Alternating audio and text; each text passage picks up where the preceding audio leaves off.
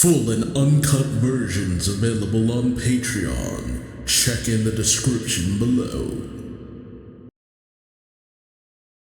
Greetings once again, Pokemaniacs. Duuz-Diz-Din back again with more of the Pokemon Adventures manga, where previously Platinum has gone off on an adventure of her own, while Diamond and Pearl are off looking into the legends listed in Charon's journal from Team Galactic in order to make sure that they're, not being misused. Platinum is looking for information on this distortion world, where she believes that Paka and Uji were trapped previously. This investigation has led her to the battle zone to look for information, the battle frontier of the Sinnoh region, allying with the detective Looker, who is looking on information of Team Galactic's whereabouts, with information trickling in that they've been seen in the mountainous regions of the area. After Platinum defeats Frontier Brain Durak, they receive information from his charge, the Lady Caitlin, about seeing Team Galactic members in the area, specifically from Buck, who goes to investigate the mountainous regions of the area, Stark Mountain, on his own. The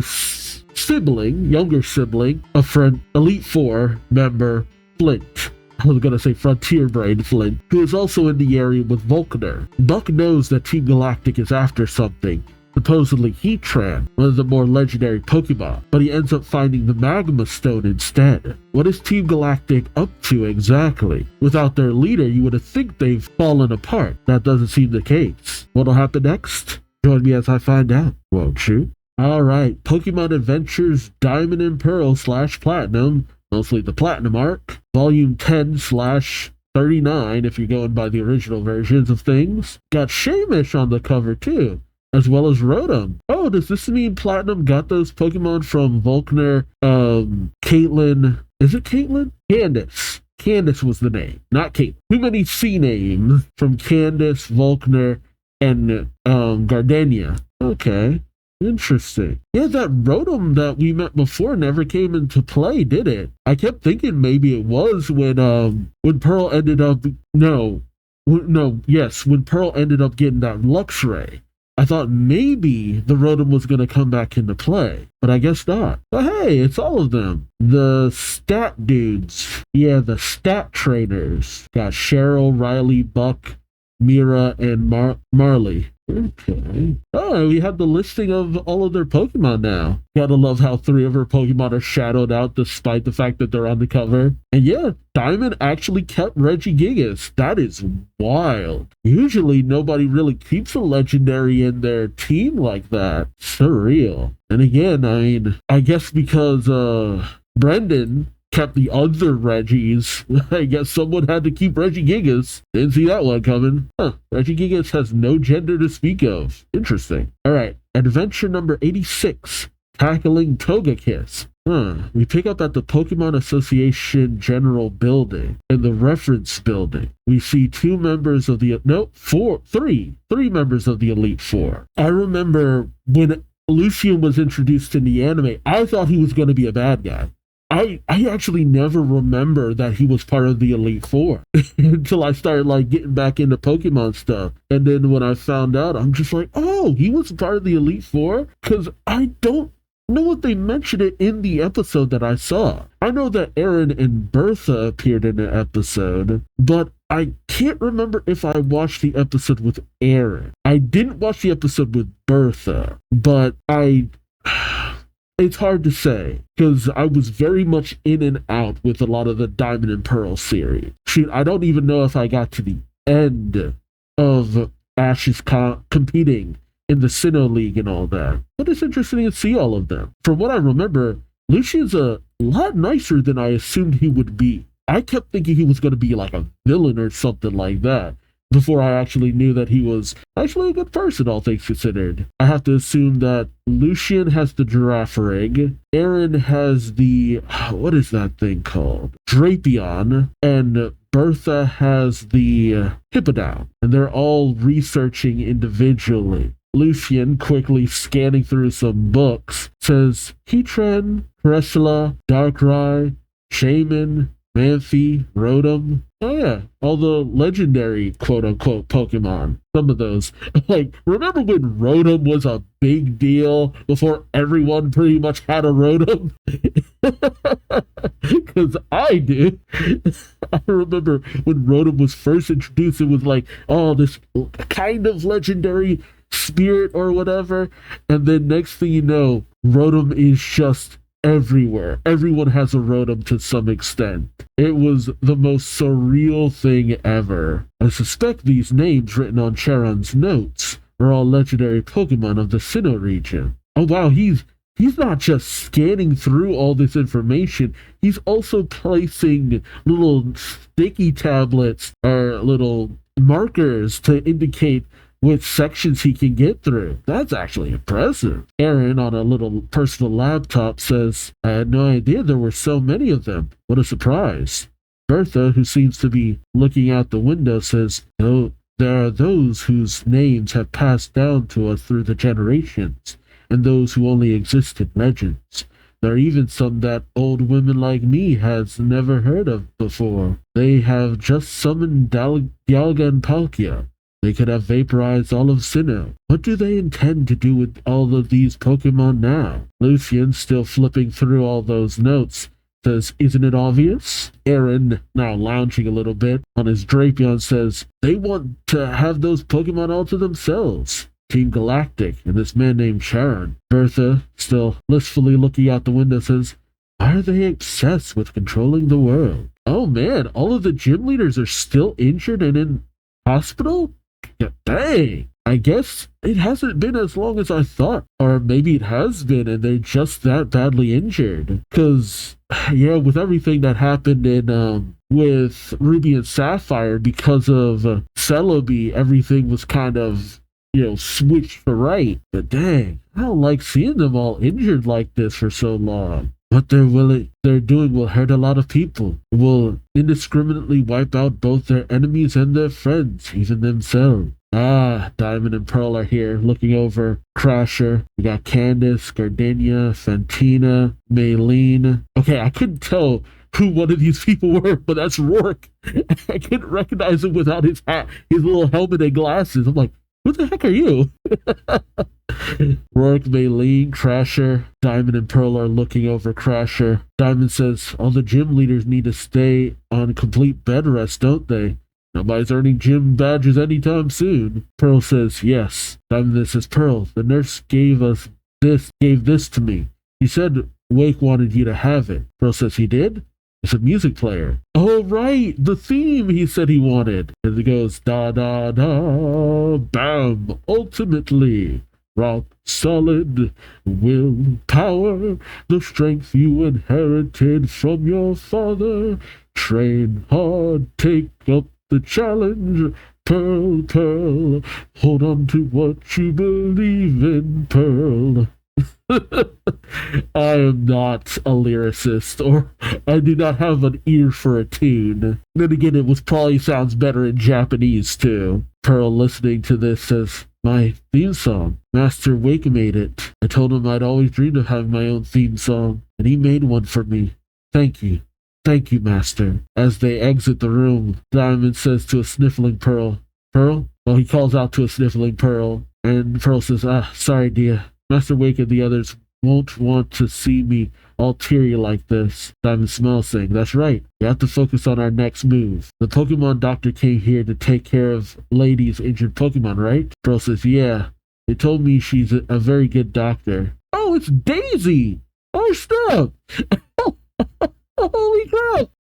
I'm legitimately surprised. I didn't know if anybody from the previous arcs was actually going to show up. She says, Day 8.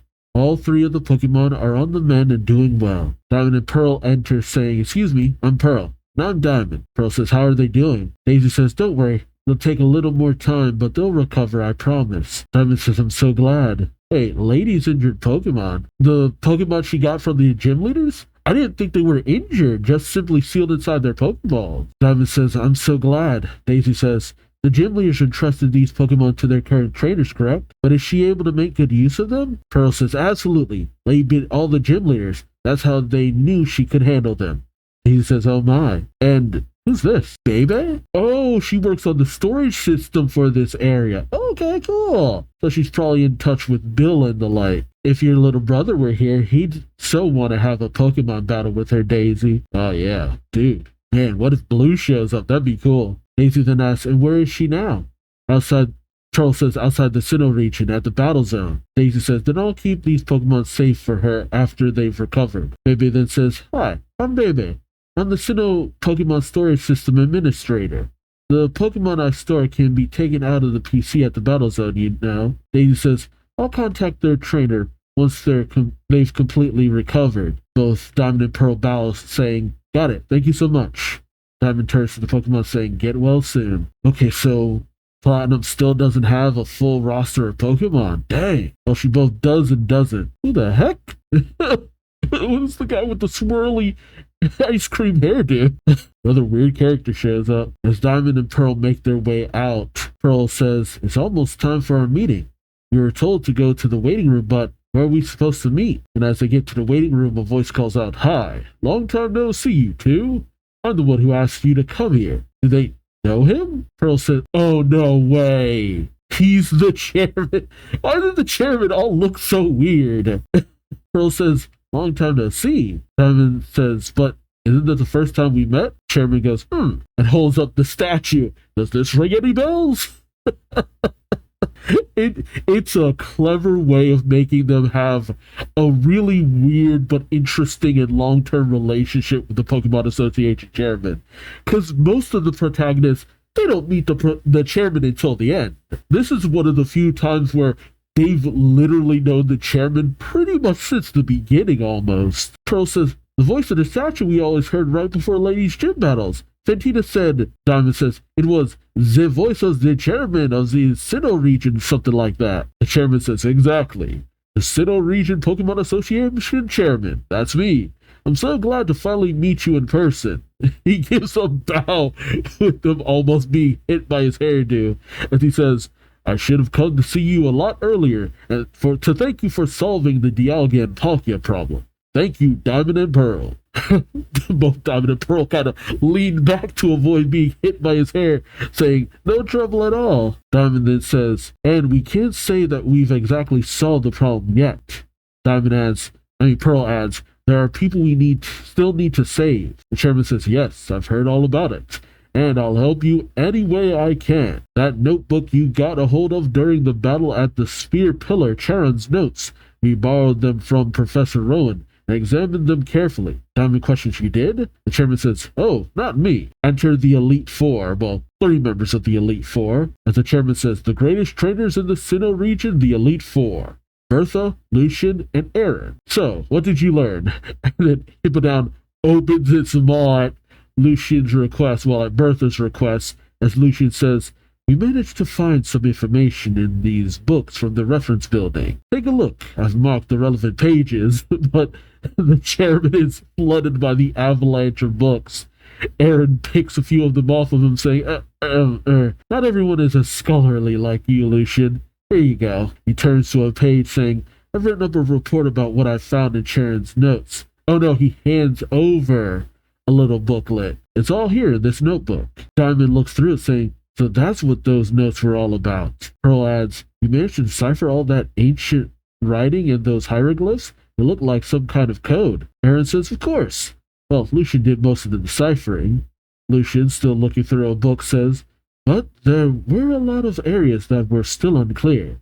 Bertha adds, so we asked a professor named Oak from the Kanto region for assistance. Okay, so Daisy and Oak are here? Dang. If Blue didn't have duties as probably a gym leader, he probably could have tagged along too. I'm actually curious how old Daisy is at this point. Daisy's true.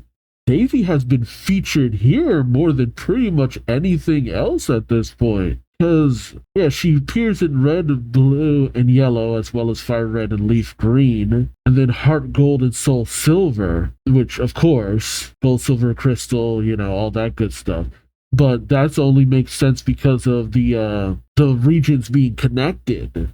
I don't even think, did Daisy even appear in the anime? I don't think she did. Dang. Oh, man, maybe Gary in the anime didn't have a sister. Wouldn't that be wild? I wonder if she's still dating Bill, too. And then, oh, right, the connection she had with Courtney, too. Finding out that Daisy participated in Pokemon contests. That's interesting. Okay. Bertha says he'll get in touch with us if he discovers anything more. Diamond then says, excuse me, may I ask you something? Aaron says, sure. Lucian adds, and I'll answer to the best of my ability.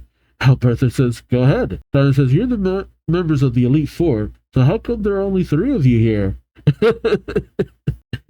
All of them are a little taken off guard by that. Well, Aaron says, that's the question, huh? The chairman says, like the gym leaders, the Elite Four don't always work together. Anyway, it was a pleasure to meet you. Like Pearl says, likewise, but we need to get going. And they put on their jackets. Well, Diamond puts on the jacket he got from his mom that one time, while Pearl rolls down his friggin' sleeve. I hate that. Part of me hates that. Oh, and they put on new Poketech. Cool. I wonder if they'll actually use it. Because we saw how the Poketech could be really a useful tool, so maybe they'll actually use them this time. Pearl says to Diamond, did you send the new Poketech to Lady? Diamond says, yeah, the president of the Poketech company asked me to send it to her. Oh, right, he's still in contact with the president. So, of course, Diamond would be the one to get all that stuff. Diamond, as he puts on his scarf, says, Lady must be working very hard. Yeah, I thought there was something off about the way Diamond looked. He didn't have the scarf on. It's weird that something could be so ingrained in my mind about someone's ensemble that the moment they don't have it, it's just like, gee, I feel like something's off about this character, but I can't place my finger on what it is. Puts on scarf. That's what it is. He wasn't wearing the scarf. Diamond and Pearl take off with the chairman. Diamond saying, let's go, Pearl. Pearl saying, yeah, let's do it. Oh, then they realize something and say, huh? Pearl says, are you coming too, Mr. Chairman? The chairman says, huh? Why, of course. Have you forgotten what I said about helping you in any way I can? I hope I'm not disrupting your little team of 2. Pearl says, nah, it's all right. Somebody else already jumped in and joined us. Enter Dr. Footsteps. I'm actually shocked that Dr. Footsteps has been this prominent in this story. Like, look, every story has one character that I'm not the most fond of. I don't hate him by any means. It's just, you're in this story a lot more than I thought you would be. Kind of like Mr. Trick, or Trickmaster. Trickmaster was involved in this story a lot more than I thought he was going to be. And the thing that throws me, they're very useful to some degree. It's a niche amount, but they are more useful than I ever could have thought. Enter in Mr. Dr. Footsteps, who says, hi guys, what's taking you so long? Let's get going. And the foursome take off, Diamond smiling up the storm saying, hey, this is going to be fun. While Pearl says, weird is more like it. Well, a chairman actually, man, this is the most involved the Pokemon Association chairman has ever been. And that's actually saying something considering how involved the Hoenn region chairman was. No, maybe he was a lot more involved because he was actively trying to save lives. Also caused a lot of problems too. Oh yeah, the Battle Arcade, where it's announced Battle 21. Platinum looks exhausted, while Looker says, very good, very good. He then thinks to himself about Buck, saying, next battle is against the Frontier Brain. That's great, but can't help thinking about that kid back on the mountain. I hope he's all right. See, I like that that's his main concern. It's just like, I hope that kid didn't get himself into any trouble. Meanwhile, you got Dahlia dancing up a storm with her Pokemon, Togekiss, Ludicolo, and Medicham? Medicham, yeah, I got it. Platinum thinks to herself, Dahlia's Pokemon are Ludicolo, Medicham, and Togekiss. See, there's so many times where they actually mention what I'm thinking of in the very next panel. That's how you can tell I haven't pre-read this. I don't know what moves they use, but whatever they are, they'll have a problem using them if they're paralyzed. So I better stop the wheel there. As she spins the wheel, she says, I can't fail. I must stop it now. But as she goes to press the button, timing it just right, there's a sudden rumble in the Battle Arcade. Looker says, what's happening? While Dahlia seems to maintain her cool. Looker says, the tremor must have come from the north, from the direction of Stark Mountain. Something terrible must have happened up there, Platinum. Platinum says, I know. However, as worried about that as I am, I'm in trouble of my own here. I can't stop the wheel. Lucian says, oh no, it's in the rules. The wheel must be stopped within 30 seconds. After that, you lose the right to stop it. Crap, that must be what the problem is. Dahlia says, that's right. So in cases like that, I stop the wheel myself. Like that. He opens up the panel and pushes the button. It ends up landing on 2 crossing arrows, while arrows pointed in opposite direction. Platinum says, huh? I've never seen this panel before. What does it mean? Dahlia says exactly what it looks like. In other words, for this battle, we swap all of our Pokemon with the opposing trainers. In other words, I use your Pokemon, and you use mine. And que sera sera, whatever will be, will be. That is actually an interesting setup. Can she work on the fly with Pokemon not hers, as well as actually try to take down her own Pokemon? End of the chapter. Very interesting setup. Alright. Adventure number 87. Exit and Polion. Oh boy. Dahlia says, I will use your Pokemon and you will use mine. Hey, Sarah. Tom looks around saying, I have to use my opponent's Pokemon and I have to attack my own Pokemon with them? Looker says, what a cruel battle system. Platinum cares deeply for her Pokemon. He truly loves them. Now she has to intentionally hurt them? That's unacceptable. I have to do something to stop this.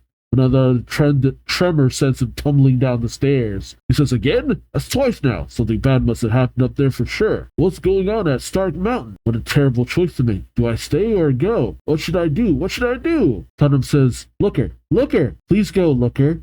Looker says, huh? Platinum tells him, I'll stay here and do what I have to do, according to the rules. We head over to Stark Mountain and find out what nefarious thing Team Galactic is up to. After I finish with this battle, here, I'll keep challenging the rest of the facilities to gather information about the distortion world. We're just dividing our efforts, that's all. I'll be fine on my own. Even though it's obviously troubling her quite a bit. And, part of her obviously still hates kind of being alone after everything that she's been through. Platinum calls out, Ludicolo, Togekiss, Medicham, we're going to be a team for just this battle. Ready, please? Let's begin. Dahlia says, so you've got the strength to face any situation, huh? And I'm going to go ahead and with this battle, use your 3 Pokemon. Looker says, okay, Platinum, I'm leaving now. I'll see you later. Whoa! And he takes off on his jetpack saying, but if I don't make it back, promise me, you defeat the Frontier Brains at the other facilities. Dahlia says while dancing, okay, let's get this over with. The mechanical Starly says battle, while the arcade manager says start. Platinum sends in Togekiss, while Dahlia sends in Lopunny. Platinum says Togekiss is a Jubilee Pokemon. Its moves are Air Slash, Aura Sphere, Psychic, and Hyper Beam. Attack with a fighting type move. He's using my Lopunny. I know what Lopunny's weakness is. Platinum tells Togekiss to use Aura Sphere, but before she could finish, she sees the scared look in Lopunny's eyes and says, Dahlia then says, you're slow, too slow, and tells Lopunny to use Focus Blast. Lopunny does just that, downing Togekiss. Oof. This is actually kind of sad, because Lopunny has this look of like, like, what do I do here? Was I not supposed to? Dahlia says, how odd. Both the attacker and the attacked are shaken up, hesitating to fight your Pokemon, hesitating to fight your master. Me? I don't care about that. Que sera. After all, it's just a Pokemon battle. I can draw out the full potential of other people's Pokemon during a fight. He then commands Apollyon to use Drill Peck as it slams into Ludicolo. Man, that would kind of suck. Being defeated by your own Pokemon. Metal Starly says, that was super effective. While the arcade manager says, oh my, the challenger is at a real disadvantage now. The Frontier Brain has no qualms about continuing her vigorous attack, but the challenger can't help but hesitate because she's facing her own Pokemon. The challenger managed to spin the roulette wheel to her advantage until now. But it appears that victory is smiling upon the Frontier Brain at the bitter end. Rapidash unleashes a devastating attack against Ludicolo, and Poliana against Medicham. It's a bit of a struggle. The manager says, the challenger has only been able to defend herself and not much else. He then says into the mic, Miss Challenger, if this is too strenuous for you, you may always choose to forfeit, you know. Platinum turns with a serious look. Never. I will never give up. Starly says, what? Well, the manager says, why not? Your roulette skills are amazing. You can always spin again. Platinum says, you're right, but I can't do it. I can't start from scratch again. I want to learn what I need to know about the distortion world as soon as I can. No, I don't just want to learn about it. I want to go there myself. I have to.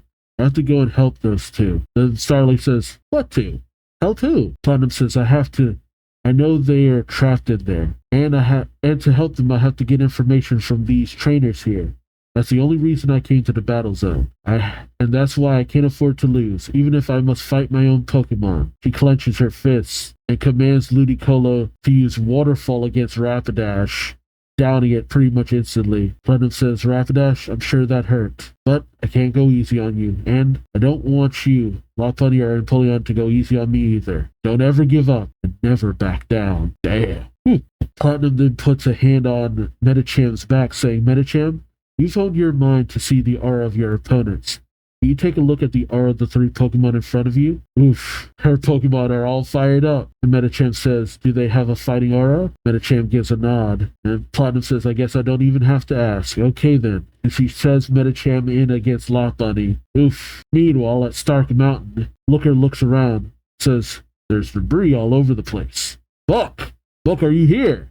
Where are you? Buck! Starts coughing from all the screaming. It says, looks pretty deep. He brings out a megaphone saying, equipment number 9, loudspeaker. And he cries out, Buck! Suddenly there's an explosion. And as Looker recovers, he says, Buck! And sees a downed Buck over to the side. Calls out, are you okay? Buck! Buck! Buck says, sorry, mister. I told you I didn't want you snooping around, but it looks like I'm going to need your help after all. He points to his clay doll, saying, can you go and awaken my clay doll over there? Looker looks at it, saying, these injuries. And you just have a Pokemon battle? Buck says, yeah. And I made the biggest and worst mistake ever. It was no ordinary battle. I really messed up. You have a flashback to when Buck entered the cave. He explains, I heard there was a treasure at Stark Mountain called the Magma Stone. Thought that maybe that's what the enemy was after. Instead of Heatran, as I originally suspected, I dodged the soldiers who kept attacking me and moved deeper into the volcano, towards the spot where that magma stone was kept. I thought bad guys were after the treasure. I'd placed it under my protection. Well, that was my intention anyway. So when Buck went to pick up the magma stone, there was a massive flash of light. Looker says, so that was the first tremor I felt. Buck says, right. It seemed like a massive amount of energy was unleashed. That's when I realized that stone might have been placed there to seal something off. The voice calls out from behind Looker. And indeed you were right. We see Heatran at the command of Charon, who says, the second tremor, right after that was the impact of Heatran taking its first step. Buck says, I didn't mean to, but I awoke Heatran, and right where they could get their hands on it. Oh, dang. Well, that sucks. I actually don't know how powerful a Pokemon Heatran is. I've never actually seen it in action. Alright, next chapter, Adventure 88. Cooling off Heatran. Buck calls out to Looker saying, I woke Heatran for them, and I played right into their hands. Looker says in shock, so this is the Lord of Stark Mountain, Heatran, the Lava Dome Pokemon. Charon says, exactly. And from now on, it's one of Team Galactic's soldiers.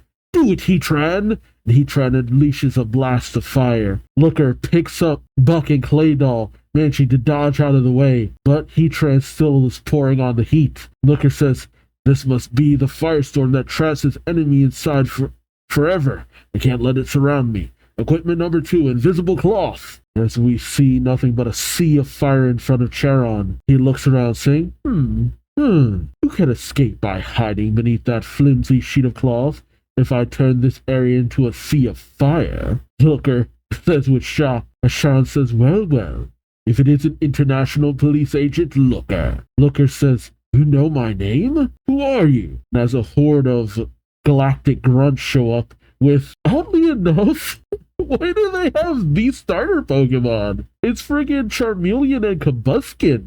What? Jeez. Charon says, I am Charon, commander of Team Galactic. I had no idea this would turn out so well. I knew Heatran lived somewhere inside Stock Mountain, but how to release it remained a mystery. In my wildest dreams, I didn't imagine a simple rock would be the key. I must congratulate you, Buck. But as you are a skilled trader with connections to the Elite Four, I had a hunch you would be able to gather the crucial information for us. Yeah, it's not a bad tactic. Make your enemy think that you know where the whereabouts of something incredibly legendary is, and as they go in order to try to stop you, just follow them. If someone has more of an idea than you, use that to your advantage. That's why I permitted you to wander about unhindered. And, as I hoped, you turned out to be a great help. Buck slams the ground in frustration, and Looker tells him, calm down, Buck. Hey, pay attention. I'm going to tell your clay doll to use teleport. Buck questions, what? Looker says, it looks like it still has some strength left. Hurry. But the cloth is pulled off of them. Grunt points them out. I was about to say the Grunt says something, but I know by now the Grunts don't say anything. Looker has Buck jump on his back as he says, hold on. Now Charon says, get them. Looker brings out equipment number 4, protection rock, and brings out a whole bunch of them which block the path as Looker takes off. But more and more the false rocks are destroyed. Buck says, Charon's right. We can't escape. Teleport is a move I can only use to flee from battle.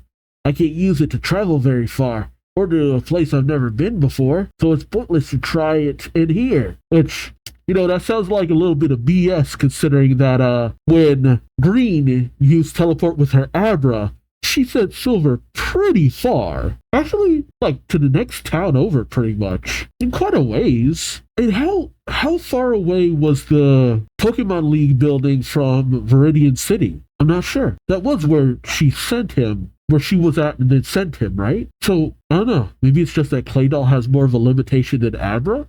Looker says, who said anything about running away? Buck questions, you told me to tell my Claydol to use teleport, didn't you? Looker says, yes, those were my words. I didn't say anything about using that move to make an escape. I'm not asking you to teleport us. I'm asking you to teleport it. What? I want you to use Claydol's psychic power to bring the Magma Stone over to us. Buck says, but why? Looker tells him, think about it. Heatran awoke because you moved the Magma Stone, right? In other words, the stone was sealing it away. So if we put the stone back where it belongs, we might be able to stop it. Buck, where is that stone now? Buck says, when the first tremor hit, I dropped it, which means it's somewhere in the midst of all these rocks. Looker says, I'm counting on you. So as all of Team Galactic's Pokemon continue to, break down the barrier of false rocks, Charon says, what? I won't let you get away with that. Heatran, show no mercy. Burn every... But his mouth is taped shut as Looker comes in, quickly tying up Charon, saying, equipment number 10, super sticky tape. Looker, that's just duct tape, buddy. Now you can't give any more orders to Heatran. Do it now, Buck. Use Claydol. And so, Buck has Claydol use teleport, and he manages to find the Magma Stone. Buck says, I did it. I found it, mister. Looker says, well done. Okay, Charon. Now tell me why you tried to capture Heatran. He pulls the tape off his mouth, saying, answer me. Charon says, very well. We of Team Galactic are no longer concerned with this part of the world. Our interest lies in the other side of the world. What? Other side of the world? What's on the other side of the world? And we are building an army for the time when we go there. That's the reason we want Heatran. After all, it's a rough wilderness over there. Looker says, hey. Charon says, yes. Looker gulps, saying, this place you're talking about. The other side of the world. Are you talking about the distortion world?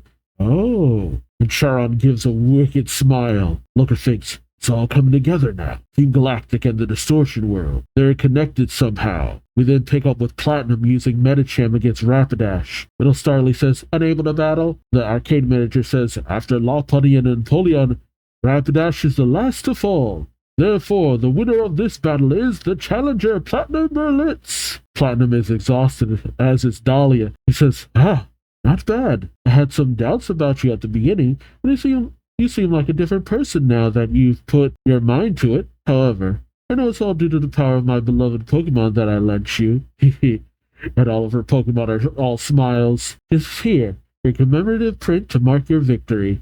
But Platinum naturally just rushes past her, calling out to Rapidash, Lopunny, and Empoleon. She hugs them, saying, thank you for fighting me with all your might. I'll heal you right away. Oh, yeah, I know that Dahlia isn't a sadistic or vindictive or mean-spirited person, but this really was kind of this did feel mean. This did feel like a mean way of going about things. And it does show off that Platinum's ability to win does come from her own personal skills, not just her Pokemon alone, but oof, this was a heavy way for her to have to learn this. Well, my heart does break a little for her having to experience this. Dahlia then looks to Diamond's versus thingamajiggy. Seriously, I can never remember what this thing is called. The versus recorder. Now, there's always some new device that I have to kind of remember, and then puts in her print. She hands it over to Platinum, saying, here you go. And there's something you wanted to ask me, right? I'll try to answer all of your questions. Platinum is overjoyed, calling out to Dahlia. See, she's not mean about any of this. And she's just, what's the word I could use for it? A little bit matter of fact. It's just like, hey, it's just what has to happen. It's the rules of my game, so I'll play along too. Platinum then says, after, I believe, healing her Pokemon, yeah, I see a berry in Rapidash's mouth. It was hard to see at first, but I could see Platinum feeding Rapidash something, and then they're all well in the next panel. Platinum says, do you know anything about a place called the Distortion World? See, I'm not sure who amongst the Frontier Brains would actually even know anything about anything called the Distortion World, though. That's the one thing that catches me off guard. Why would they know anything about the Distortion World? Dahlia says, the Distortion World? Sure. But only by name. Wait, what? Okay, I really gotta stop saying things before the next panel. I didn't actually expect her to know anything. She says, the Distortion World? Sure, but only by name. Platinum says, really? You do? Where is it? Dahlia says, the Distortion World is located on the other side of the world. It's a place where everything is twisted, or so I've heard. Platinum says, the other side of the world? Wait, that is such a weird way of phrasing it. The other side of the world. And I guess from their perspective it's the other side of the world, but that's another dimension, I'm pretty sure. Like, the Distortion World is just like taking a trip to Wonderland, more or less. And I've heard stories about trying to navigate that place in the games, and it is a little topsy and turvy. Platinum says, a man named Charon said the same thing. How can I get there? Dahlia says, I don't know. I never heard of a way there. Truth be told, I don't think anybody knows how to get there, right? Platinum slumps a little, saying, oh no. Dahlia then says, wait a minute. Come to think of it. Okay, maybe she has more information than I thought. But where would she have gotten any of this information from? I see, that's the one thing that's kind of taking me off guard. How does anybody know anything about the Distortion World, period? Like, I can't imagine how many people would have actually gone there, because we had all the legends about the Lake Guardians, Dialga and Palkia. You at least had a ruin where Regigigas was slumbering. But who knows about the Distortion World? Because I'm pretty sure that's Giratina's domain, and maybe people might have seen or gazed inside. That's how they got information about Dialga and Palkia. But I couldn't imagine anything more than that. I guess we'll find out. Alright, and the last chapter of this video. Adventure 89, Softening Up Kakuna. Interesting. Dahlia brings up a holographic image saying, hey, Thornton, can you hear me? It's me, Dahlia. Oh, wait, no, I didn't notice this was a 2-page spread. Dahlia says, come to think of it, I was just talking about the Distortion World with another Frontier Brain the other day. Really?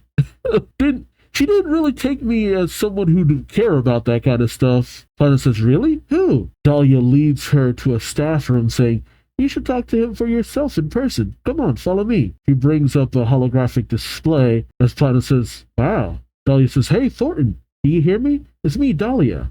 And then Thornton turns with a massive explosion going off behind him. He says, yes, Dahlia, I can hear you. The reception is about 93%.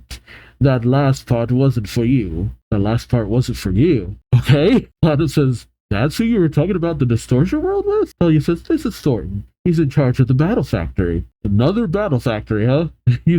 very, very different from Nolan. Thornton says, "Oh, is there someone with you, Dahlia?" And then shows off a device saying, "How do you like this data analysis machine I just made?" Dahlia says, "Never mind about that now, Thornton. There's something I want to talk to you about.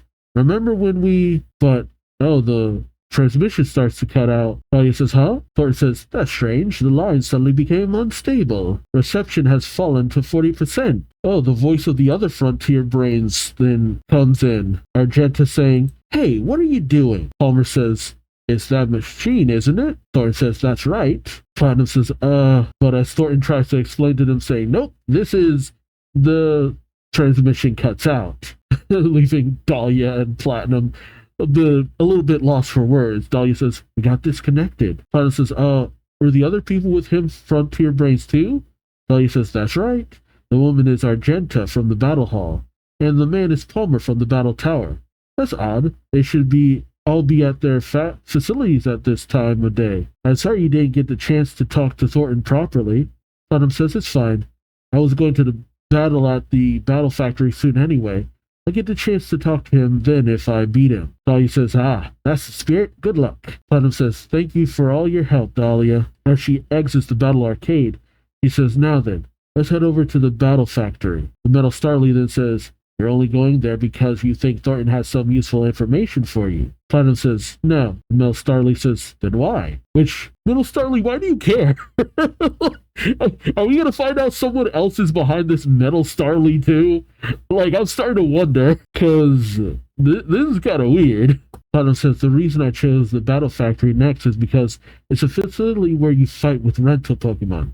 So I don't have to use my own Pokemon there." Or she wants to give them a bit of a break or something. We cut over to the Pokemon storage system corner, where Platinum is accessing the database, telling the Metal Starly, "It's been about 5 hours since Looker headed for Stark Mountain, but he hasn't gotten in contact with me yet. If something happens to him, then I'll have to go search for him. But," he remembers Looker's words, "but if I don't make it back, promise me, you'll beat the other facilities."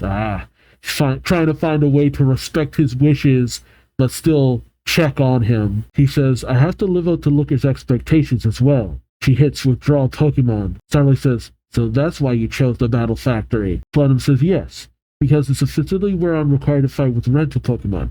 I can send my Pokemon off to go to help Looker. It's the least I can do for him. And I was just notified that their treatment is finished." As she brings in Pachirisu, Frostlass, and Charon. Yeah, that's still one that I'm not quite clear on. Like, it was the same with Cherub.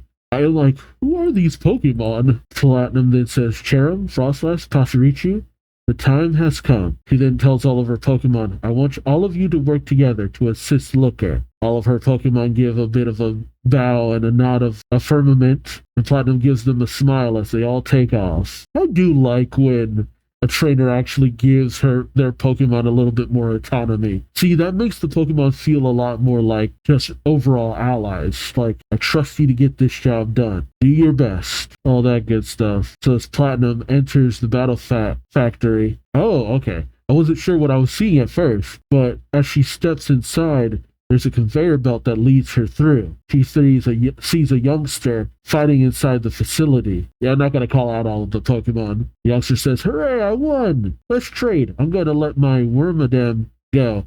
And out of those three, I'll take, let's see, the Fortress." Yep, same kind of setup as at Nolan's battle factory. I guess Thornton cares more about efficiency more than anything else. Why go with something that ain't broke? But as the conveyor that Platinum is on screeches to a halt, a monitor comes up saying, "Welcome to the battle factory. At the battle factory, you compete against your opponents using rented Pokemon. In this facility, you may not use your own Pokemon. Is that acceptable to you?" Platinum says, "Of course. I've already experienced the difficulty of not being allowed to use my own Pokemon at the battle arcade." Yeah. Sure enough. Again, I've said it before and I'll say it again. Platinum is a very logical person, but that doesn't mean she doesn't have a heart. And if she was all about the logic, having to fight against her own Pokemon would not have hurt her as much as it did. The platform she's on moves again and then screeches to a halt again. A monitor says, "What challenge would you like to accept?" single battle, double battle, read instructions. Platinum says single. Then options for level 50, open level, or quit comes up. Platinum says level 50, please. A row of 6 Pokeballs comes up on a belt in front of her. And with the monitor reading, please choose 3 Pokemon. Platinum says, okay. And she seems to choose a Grimer, a Quillfish, and a Loudred. Okay, not bad. The monitor says, are these the 3 Pokemon you have chosen? Next, as Platinum enters into the arena, a voice comes over the loudspeaker saying, the next challenger is Platinum Berlitz. Battle start. And she ends up taking on I don't know, some nerd, schoolboy, whatever. Platinum sells out Quillfish. Well, the kid, who is this? School kid. Oh, okay. It looks a little bit nerdier than just a regular old school kid. Oh, this is the, isn't this the person that Max from Pokemon was designed after? I think. But the schoolboy sends out Kakuna. The 2 Pokemon battle fiercely. Next is Platinum's Loudred going up against Ghastly, and then she sends out Muck. Palmer is watching from above. He thinks to himself, so that's her, the challenger who defeated Dirac and Dahlia, and is already on her way to face Thornton, the 3rd Frontier Brain. Argenta passes by and sees Palmer saying, hey Palmer, this is no time to chill and observe the battle. We need to figure out why the communication devices are malfunctioning. Palmer says, right, sorry, and he takes off. Platinum thinking to herself, I have to win this, for Looker's sake, and for my Pokemon who are headed to Stark Mountain to help him. And we see her Pokemon taking off in the direction of the mountain. Oh, okay, that's it. Oh, dang. I do love that the volumes that have a little less chapters because it's easier to get through, but I always find myself being like, dang, that doesn't feel like enough now. The shorter chapters are easier to get through, but it's just not as fulfilling as the volumes with more chapters. I gotta say though, out of all of this, my heart actually kind of bled for Platinum's bit of a conundrum of having to take out her own Pokemon. It was actually a very bitter thing for her, and something she really had to get through. She does tend to face some of the more interesting challenges as a whole. For Diamond and Pearl and their growth, that was a little bit easier, all things considered, because they just have a lot of resolve when it comes to themselves. Whereas Platinum, she has the resolve, but sometimes not so much the willpower or the sense of emotion to just do what she needs to immediately. She has to struggle with it a little bit. She can do it in the end, but it's something where she just has to steel herself. You can see that in some of the chapters. The moment where she's just like, I don't want to do this, but I understand this is something I have to do. I think it's actually something where I honestly have to think that it would either take, Diamond and Pearl being there with her to say, hey, you want to get through this? You want to pass through this? This is what you got to do. But it would also be one of those things where she might just not have done this if she didn't have to. It's entirely possible. I'm not sure. And that's what really kind of touched me a little bit about all this. Which is funny considering you got Looker and Buck just being rained down on by a legendary Pokemon fleeing for their lives and all that. It's just like, man, you need the other stat traders in here as well. I keep harping on it, but I do hope the other stat traders actually get involved in some of this goings on, because it's just like, these traders are kind of, what's the word I want to use? Not so much built up, but you don't have a lot of characters like this who are highlighted to this degree that get to just kind of actually just not have any real other attachment to them aside from just being interesting gimmick for the game. And I feel like that's a good way of just having them be in there and be kind of companions to certain situations. But I kept thinking in my mind it would have been a good idea to have them kind of be people who rooted on Platinum through all this journey. Because I like when Platinum interacts with others. That's a big thing here. Platinum's interactions with other people, whether it be Diamond and Pearl or Candace and Maylene, there's this weird love of seeing her interact with other people that I kind of have.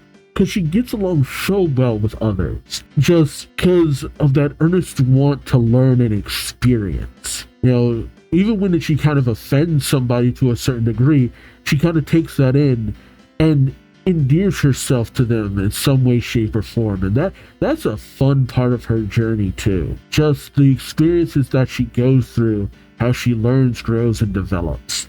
And that is a definite highlight to me, at least, in terms of this character and her overall journey. But I also love that she had the faith in her Pokemon to just send them out there to do what they can. Now, I also love that you got Diamond and Pearl meeting with the other Elite Four. I don't know if the Elite Four will regularly be involved in all of this, how they'll kind of come together as well. Because the thing is, I've noticed more and more, the Elite Four don't always have the biggest roles to play. That's kind of been a thing going forward. You know, after the Hoenn and Johto, well, I guess they're technically the same thing, Elite Four, the other Elite Four have not been so much at the forefront. I mean, I said Hoenn and Johto, Kanto and Johto Elite Four. The Hoenn Elite Four, not as prominent. They had a pretty decently sized role to play, but I feel like they just weren't as at the forefront as they could have been, mostly because of the role they had to play. And this version of the Elite Four, with the fact that we only have so many volumes to be involved with them, I'm not sure how big of a role they're going to play either. Well, we got a nice little moment with them, but beyond that, I'm not really sure. But who knows? The story is far from over. I'm only in the beginning stages. So let me know your thoughts on these chapters in the comment section below. Like, comment, subscribe if you enjoyed the ride. Thank you so much for watching. And until next time, I've been Duuz-Diz-Din, and I hope to see you later. So then, take care. Bye-bye.